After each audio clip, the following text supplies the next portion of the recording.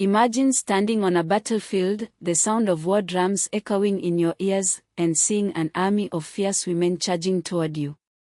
These were not mythical Amazon warriors from Greek legends but real African women who led armies, resisted colonization, and shaped empires. For centuries, African women warriors have been erased from history, their stories buried under the weight of colonialism and patriarchy.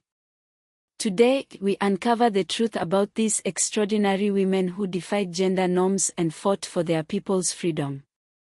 The Dahomey Amazons, also known as the Agoji, were an all-female military regiment active from the 17th century until 1894 in present-day Benin.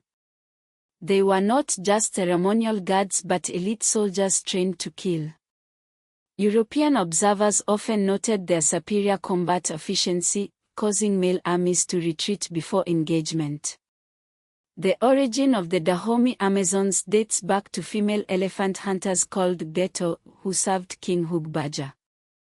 The formation of this all-female army was a strategic response to the forced tribute of male slaves to the Oyo Empire, leading kings to recruit women.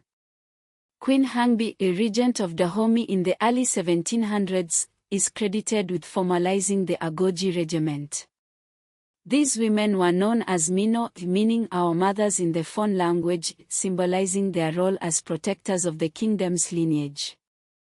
Their legacy lives on in Benin through dances, songs, and festivals performed to this day. Another legendary warrior was Queen Nzinga of Angola, who ruled from 1583 to 1663. She led resistance against Portuguese colonizers, signed treaties, and fought battles to preserve her kingdom's sovereignty. Captured in 1635, she escaped and continued fighting until her death.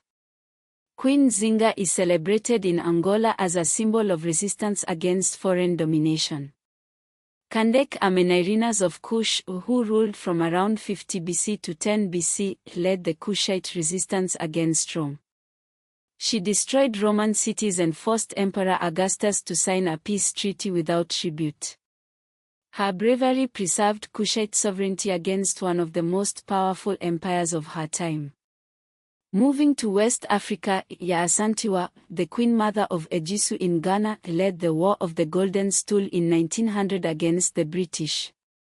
Her war was the last major conflict in Africa led by a woman. Asantewaa is a national hero in Ghana, and her resistance is a cornerstone of Ghanaian anti-colonial history education.